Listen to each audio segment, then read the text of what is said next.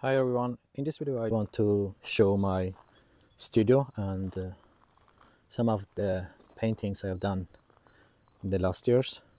This is my studio from outside.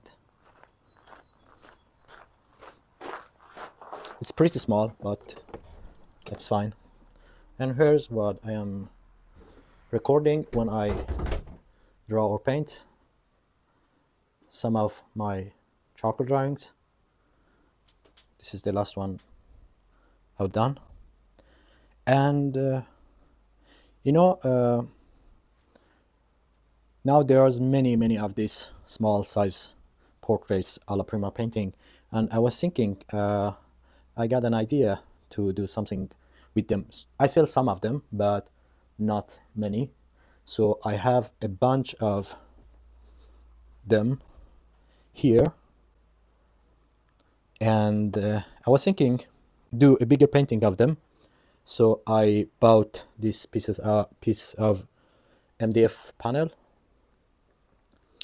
and I just show you in a minute what I want to do with these smaller alla prima paintings.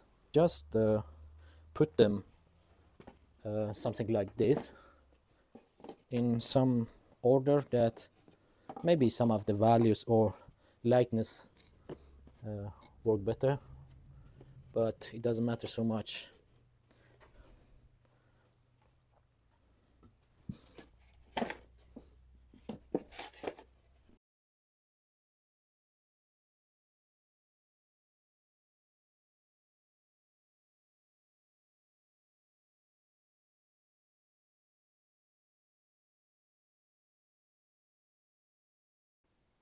And I also want to show a little bit more of my setup.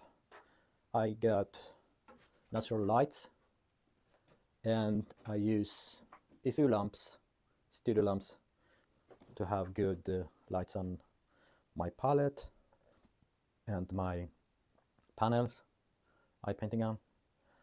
Some brushes here, and this is my palette. I keep it simple. Still, I use probably most of the time just limited palette. I want to share the process of this one today.